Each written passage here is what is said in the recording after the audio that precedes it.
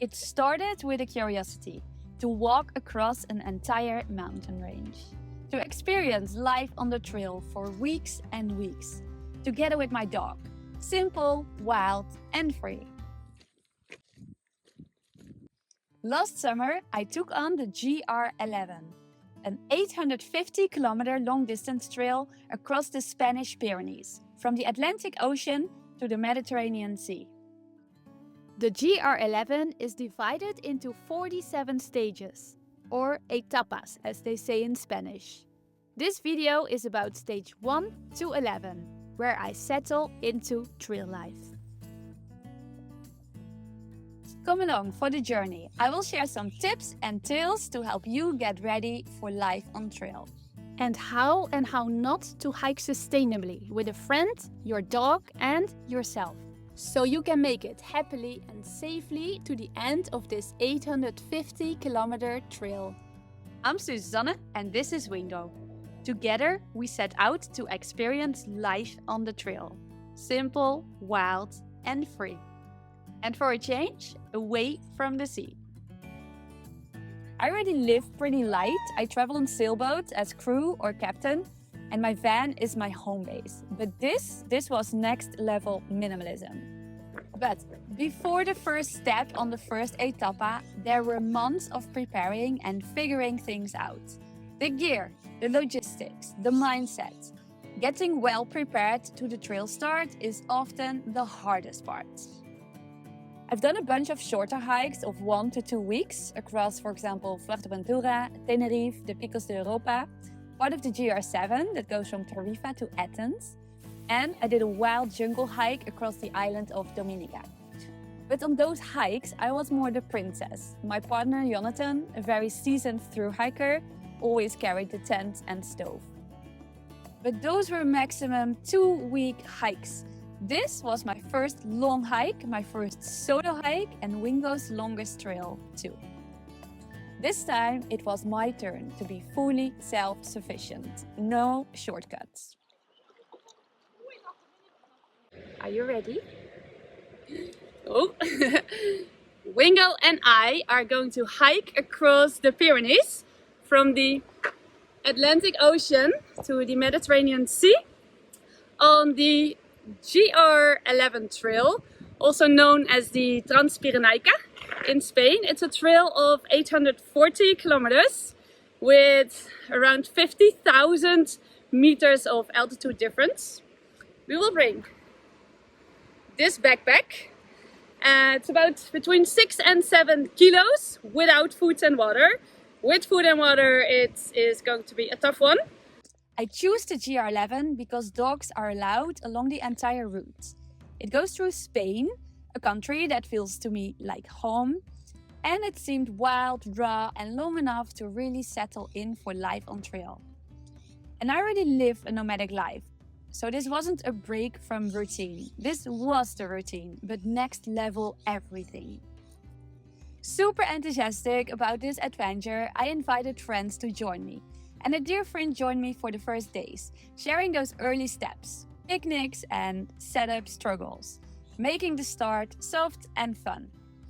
Wingo was a legend. He constantly checked in, running between me and my hiking buddy, guarding us from cows and creatures. I carried his food, his balls, his paw wax and his sleeping mat. And he carried nothing but joy on his longest dog walk ever.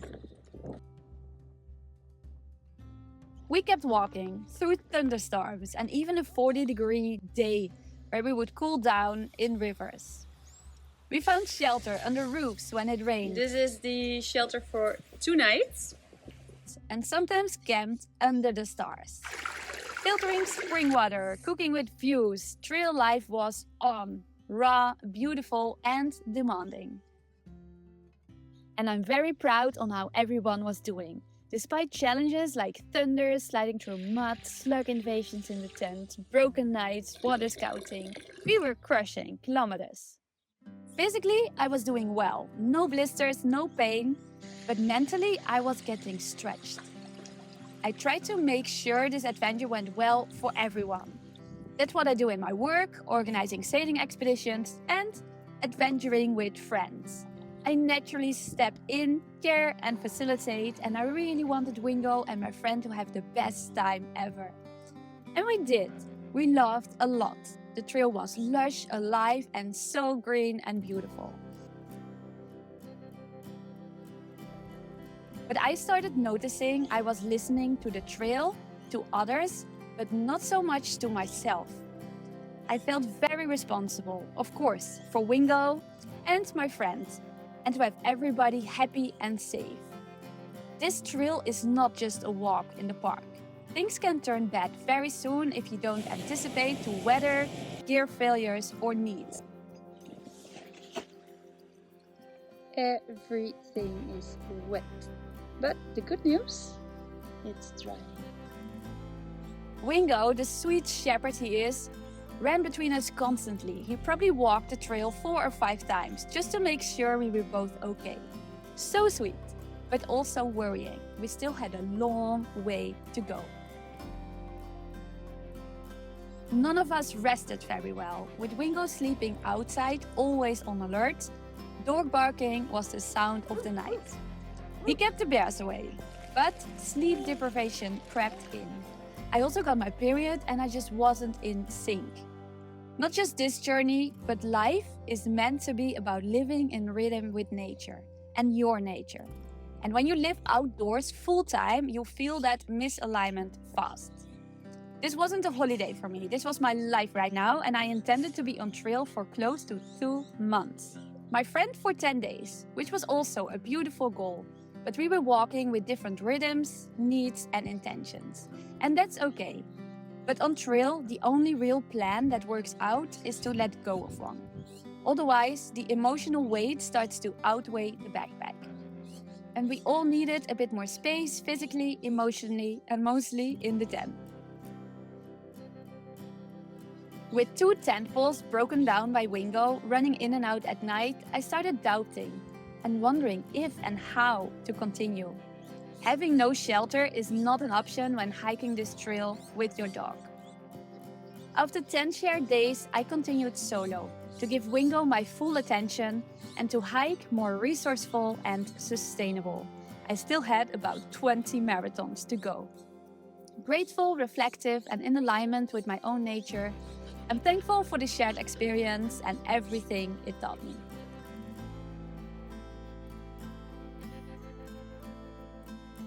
If you're planning to hike with someone, here are some things I've learned and to be mindful of. If you're sharing a tent, make sure it's actually big enough for everyone.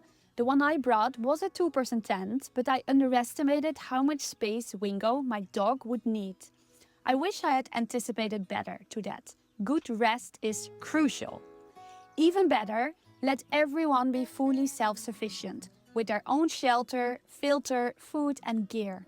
That way, you can each hike your own hike. Rule number 1 in thru-hiking philosophy.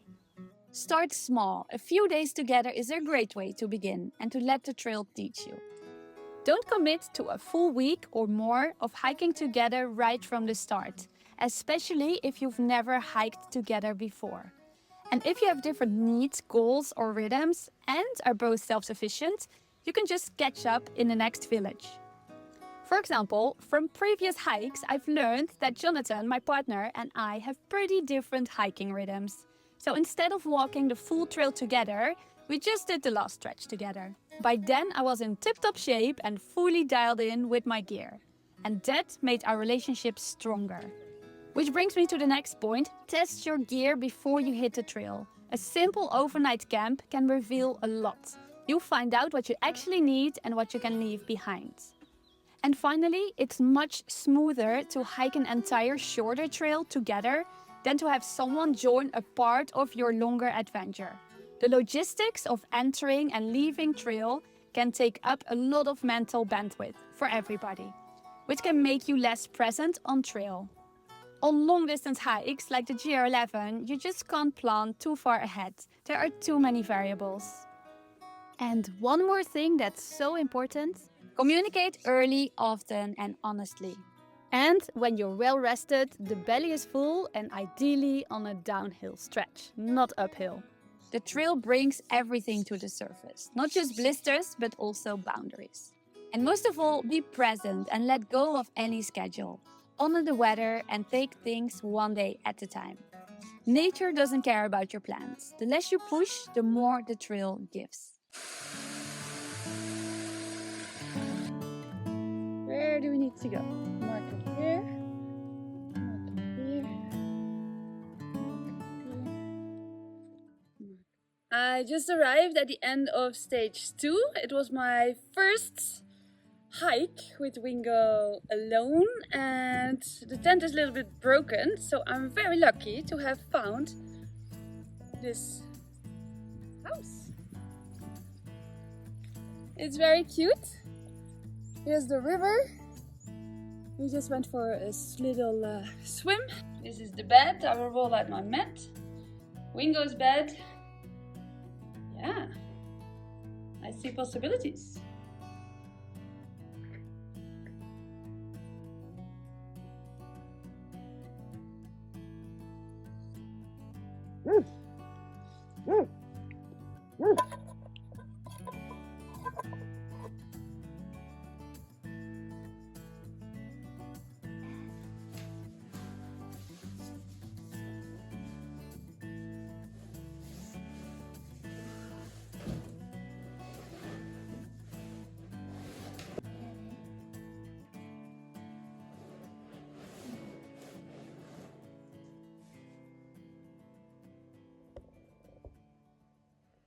Long-distance trails like the GR11 are beautiful and brutal. They're not just scenic walks. They test you with steep climbs, altitude differences, heat waves, thunderstorms, cold nights, hot days, river crossings, logistical challenges, injuries, and doubts. I just made my first ghost miles. I missed a trail marker. There was such a beautiful barranco. I realized about 3 kilometers in, and I just found my way out. So I'm back on the trail looking for the next trail marker. And yeah, a good wake-up call to stay alert at all times and stop to enjoy the scenery. And hiking with a dog adds another layer. If your dog's coming with you, you're not just a hiker, you're a team. You have to plan for their water, their food, their rest, and their pause. If you plan to hike with your dog, know your dog. Listen to your dog. Make them rest way more than you. Let them sleep inside so they get their rest, and carry extra for the both of you. And make sure they get the extra energy and food they need for this trail. Sometimes I visited a butcher for some fresh meat, and I also brought some supplements for his joints.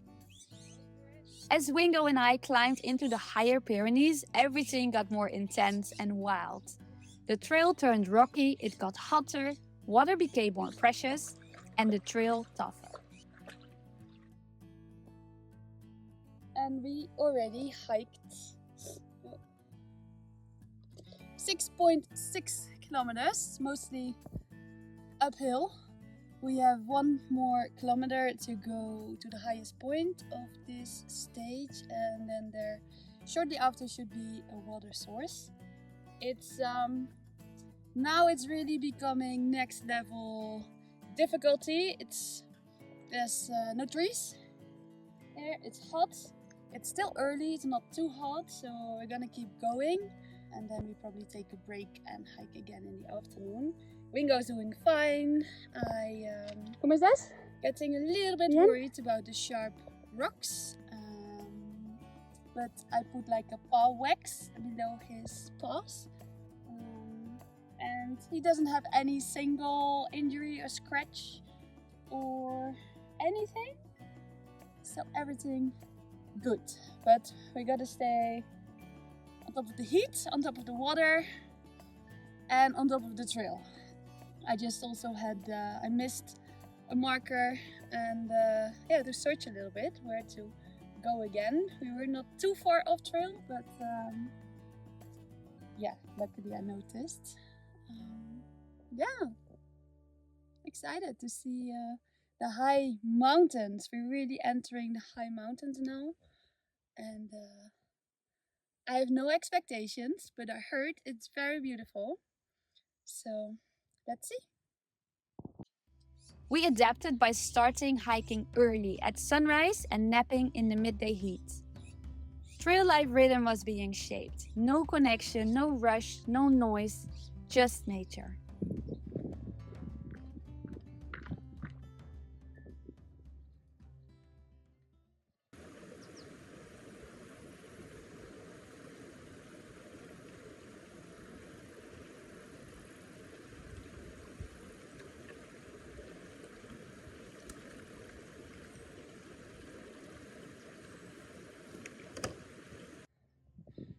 I'm reaching the end of a long busy day. The last bit was uphill with my pack full with water and food.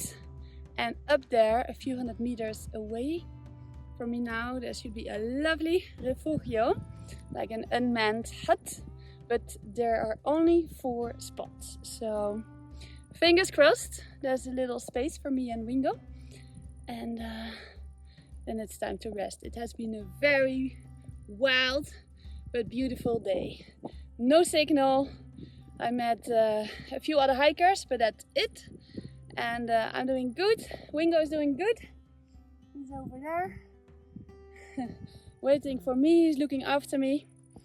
And yeah, I'm really entering the high Pyrenees now, which is new terrain for me. I'm really excited and I'm really impressed with my body, with Wingo, how we're doing it. So far, really good. I met a few other GR11 hikers and we became a kind of a trail family, hiking our own hikes but checking in during breaks. But mostly it was just Wingo and me moving with nature, being in it.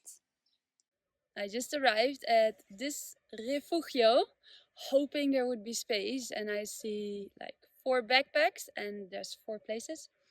I met the guys and it's a whole basketball team, but they all decided to camp there, which is super beautiful. It's that my tent is broken, so I'm very lucky. I'm gonna be able to sleep there and maybe even alone. I don't know yet. It's still a few hours of daylight. And yeah, very happy after a long, busy, successful day. My very first, long solo hike day. Let's make dinner.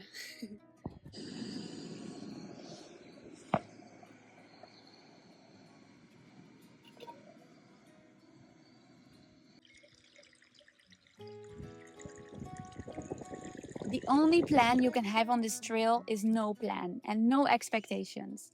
You can walk for hours and barely move on the map and still be right where you need to be.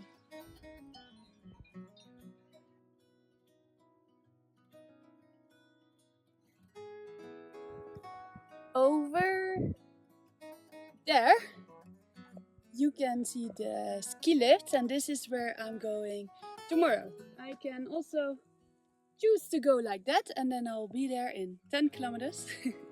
But it will pass France, and I think dogs are not allowed on the French side of this park. So I'm gonna take the detour and have 2 more days extra in this beautiful scenery. With the tent not being operational and not having been able to do proper repairs, I had no idea where I could sleep that night. Luckily, there was no rain on the forecast. And as the next day was going to be a hot day with lots of uphill hiking, I wanted to make it as far as I could today, meaning I would need to go further than the shelter places.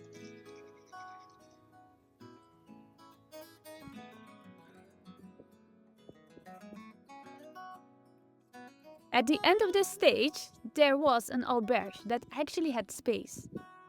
But unfortunately, dogs were not allowed. They did love dogs and gave Wingo a delicious meal. And I got so lucky because a fellow hiker gave me a repair stick for my tent. With a nudge from the locals, I got permission to camp around the corner, ready to pitch my tent again. We are walking into the next stage. It's already late. The only mission right now is to find a flat spot where we can pitch the tent, where there's not too many cows around, which there are here. And let's test the tent. Let's hope it holds. I tried to fix it, and yeah, that's the only mission left for today. I have water, I have food, and yeah, I just need a rest. So tomorrow we are ready to climb that mountain. It's not a hill, it's a mountain. It's very hard to find a flat space, but I think I found one. Camping nice. Is it good? It's nice and protected. I don't think too many cows will come here. I don't see any cow poo at least. You got a view. First, I think we take it.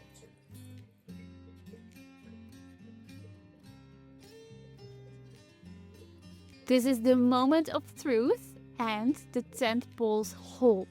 Madre mia, what a luck. This is the first night of Wingo and my tent. Hopefully not the last. He's very tired. Tomorrow we have one more etappe to go, and then Wingo will go with my parents, trail angels, for a couple of days at least. Rest. And also we have the High Pyrenees coming up, and I just don't know what the trails will be like, so I want to see for myself. First, see if I can could take Wingo, see what's the best for him. I'm also tired. It was a long, busy day, but a very beautiful day. It's 8:30 and I'm gonna go to bed. Good night.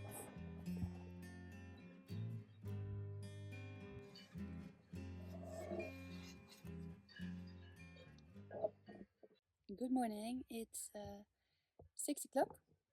There's an almost full moon. It's quite light. Yeah, sun is not up yet, but slowly it will start to get light. We're gonna just start walking because it's nice and cool and so quiet.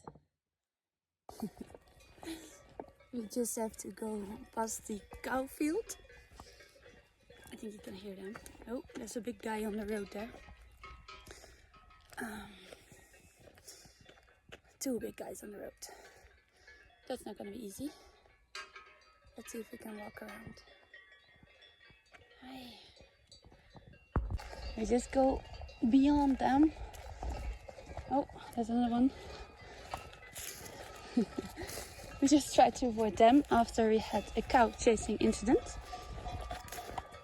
I think here's good. Okay. We're hiking out with a little bit of light from the full moon, and it's already getting light as well. It's supposedly gonna be a hot day, so the earlier the better. We have an uphill to do now, the biggest one of the day, so it's good to get that one in right now. Excited, Wingo? We just crossed the cow field without any incidents, so far so good. We have an audience today.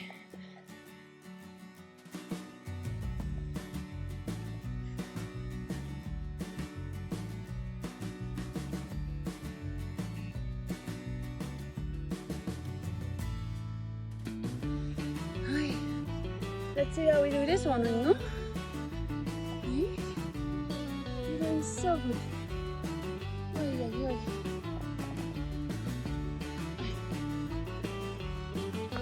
He's doing so good.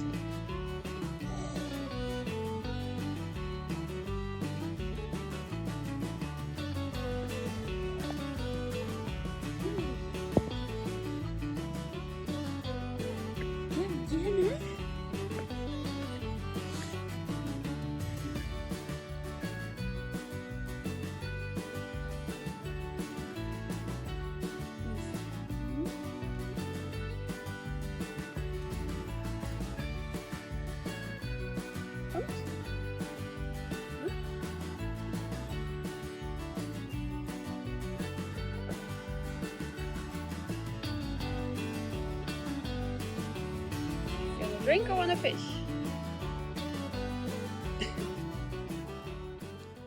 Here we are, somewhere high up. It's 8:30 and we already did 5 kilometers. We had breakfast somewhere there on the top, overnight oats, and we're gonna climb that one. Highest point so far on the trail. We are loving it. I have a little trail family already. They are somewhere behind. Really nice. I'm at the most beautiful spot of the trail so far. Quite high up, not sure how high, but the views I have here. Oh, Wingo loves it too. Peaks, many peaks. And some snow.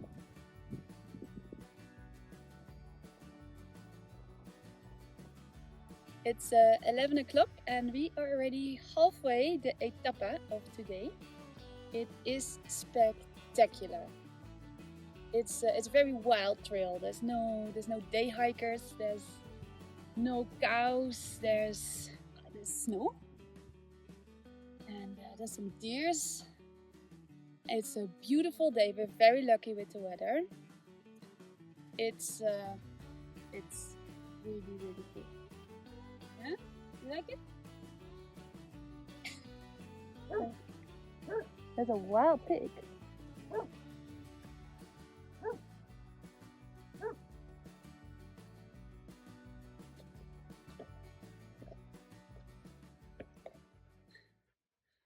I'm off trail.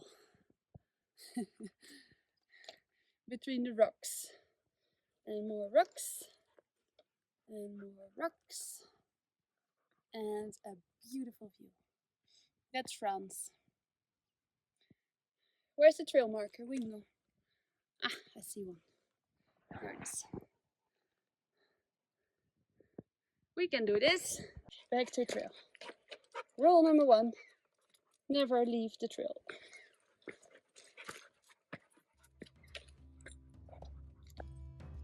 Voorzichtig, Wingo. It was a very good choice to leave so early this day. With little shade around, it got hotter and hotter. Luckily, we were approaching the end of stage 11, where I would meet the best trail angels ever, my parents, who are going to take a holiday in my camper van and take care of Wingo. Weather-wise, perfect timing. The next day, heavy weather is on the forecast, so I will take a rest day too. Sometimes some things break, sometimes you get lost, sometimes the weather just mandates to pause. And that's the point. Let go of the schedule. Just follow the weather and the red and white stripes. Trust your feet, trust your feelings. Yes. The less you push, the more the trail gives. The trail is so worth it, but also it asks a lot. And that's what makes it unforgettable. This was stage 1 to 11 from my GR11 adventure. From the sea into the mountains, from companionship to solitude, and from planning to presence. 36 more stages to go. In the next stages, I enter the higher Pyrenees. Even wilder, higher, and more remote. We're just getting started here. Thanks for walking with us. If you're dreaming of a long-distance hike, know this. You don't need to be ultralight, fearless, or perfect. You just need to prepare, to start, to listen, to adjust, and trade any expectation for appreciation. Be kind to yourself and to others, and leave a comment if you have any questions or if you're planning a trail of your own. Subscribe to follow along, and I hope to see you out there.